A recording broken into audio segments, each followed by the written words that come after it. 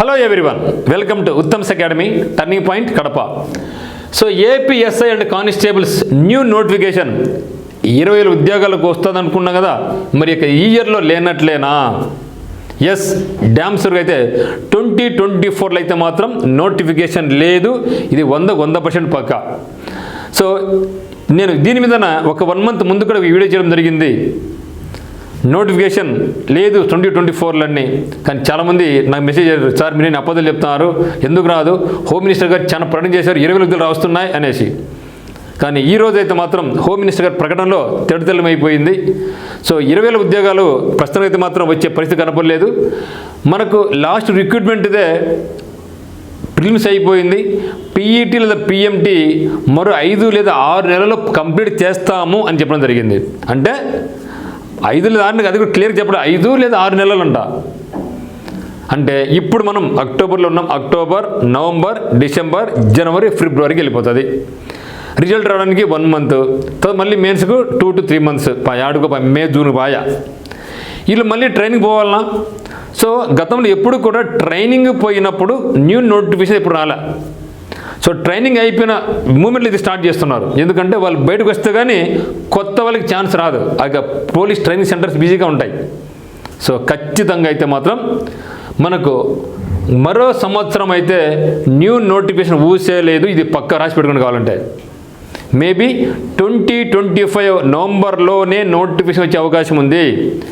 అందరూ అనుకుంటున్నారు జనవరిలో క్యాలెండర్ వస్తాయి అనేసి. ఇంకా పక్కన పెట్టేసిన మిత్రమా. సో నాకు తెలిసి మ్యాక్సిమం వచ్చే అవకాశం లేదు. అంటే ఇంకా మేబీ 2025 నవంబర్ లేదా డిసెంబర్లోనే కొత్త నోటిఫికేషన్ వచ్చే అవకాశం ఉంది. అందువల్ల ఎవరికైతే ఏజ్ అయిపోతా ఉందో దీన్ని నమ్ముకోకుండా మీరు ఫర్దర్ కూడా ప్రిపరేషన్ కొనసాగించుకోండి. సో మరి 20,000 ఉద్యోగాలు ఎక్కడైపోయినా అర్థం కావడంలా. మనం ఏం చేయాలి? వేరే ఆప్షన్ లేదు. ప్లాన్ ఏ ఇది పెట్టుకొని ప్లాన్ బి. ఎందుకంటే చాలామంది ఎస్ఐ ప్రిపేర్ కావాలి, కానిస్టేబుల్ ప్రిపేర్ కావాలనుకుంటూ ఉన్నారు. సో కాబట్టి ఈ సమయంలో దీని రిలేటెడ్గా ఉన్నటువంటి సిలబస్ ఏమైతే ఉందో ఎస్ఎస్సి ఎగ్జామ్స్ కావచ్చు, రైల్వే ఎగ్జామినేషన్స్ కావచ్చు, వీటికి ప్రిపరేషన్ కొనసాగించండి. ఎందుకంటే ఎస్ఐ అండ్ కానిస్టేబుల్ సిలబస్ ఏమైతే ఉందో ఆల్మోస్ట్ ఆల్ అదే రేంజ్ 80% సిలబస్ కామన్గా ఉండేది ఎక్కడ ఉందంటే మనకు ఎస్ఎస్సిలో ఉంది. మ్యాథ్స్, రీజనింగ్ ఏమైతే ఉందో అది ఎగ్జాక్ట్లీ మనకు ఎస్ఐ అండ్ కానిస్టేబుల్స్ బాగా పనికొస్తుంది ఎస్ఎస్సిలో. ఓకే, సో కాబట్టి మనం ఏం చేయాలంటే ఇది ఆప్షన్.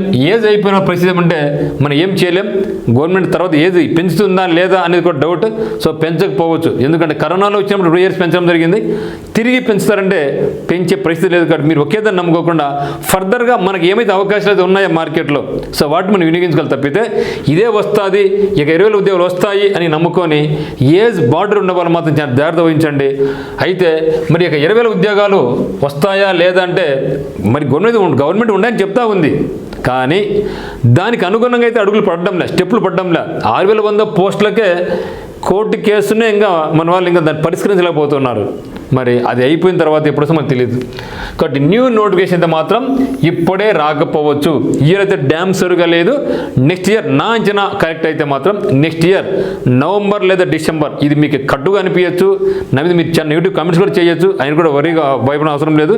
సో డెఫినెట్గా అయితే మాత్రం మనకు నోటిఫికేషన్ అయితే మాత్రం నెక్స్ట్ ఇయర్ నవంబర్ లేదా డిసెంబర్లోనే ఈ యొక్క ఉద్యోగాలకు ఉండే అవకాశం అయితే ఉంది. తప్పితే ముందైతే లేదు మిత్రమా. అందువల్ల మీరు దీన్ని నమ్ముకోకుండా ప్రజెంట్ మనకు మార్కెట్లో రైల్వే నుంచి ఎన్టీపీసీ నుంచి 14,000 ఉద్యోగాలు దాదాపు 13-14,000 వచ్చినాయి.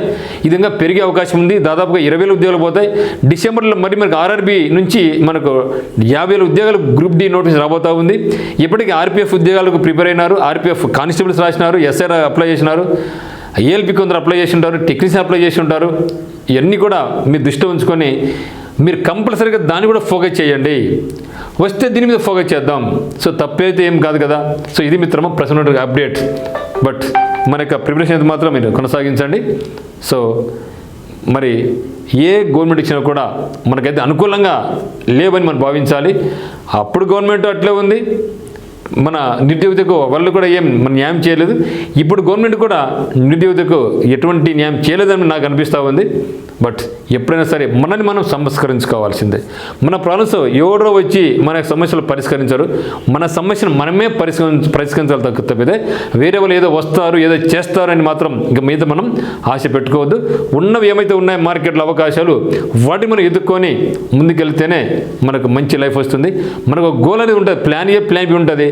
ప్లాన్ ఏ ఏదో అప్పుడు దాన్ని వచ్చినప్పుడు దాని మీద ఫోకస్ చేసుకొని మన యొక్క లక్ష్యాన్ని మనం నెరవేర్చుకుంటాం. సో కాబట్టి don't demotivate, be positive. Thank you.